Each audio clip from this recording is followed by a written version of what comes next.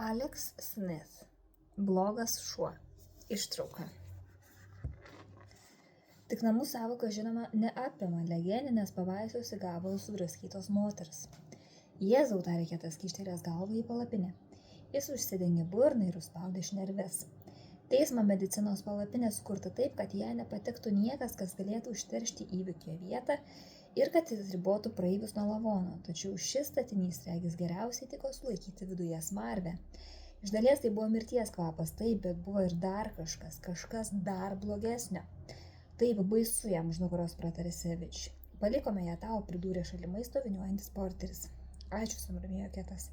Ką sako teismo medicinos ekspertai, o pats ką manai? Atsakė porteris.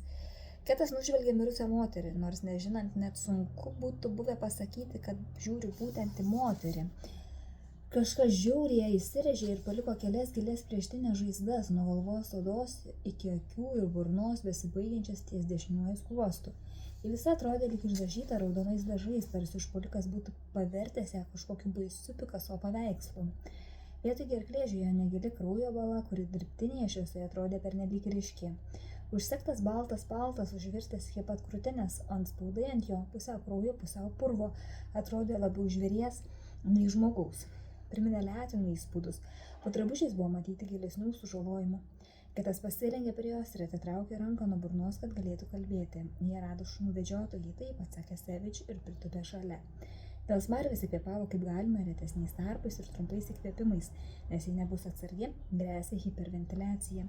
Du vyrai iš kaimo vedžioja savo retriverį, šuo pirmas ją rado.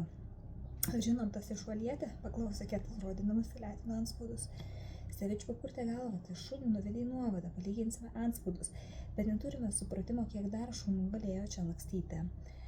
Gal minėjo ir apskritai ją lietė, klausinėjo Ketas, išsitraukė iš kišenės rašiklį, pabandė kilstelėti vieną balto atlapą. Šis buvo visas prilipęs, kraujas jau beveik išdžiūvęs. Teismo medicinos ekspertai jau baigė ir išvyko, tiesa, taip linktelė Sevič. Kalbu apie teismo medicinos ekspertizmę, dėl etimo ne.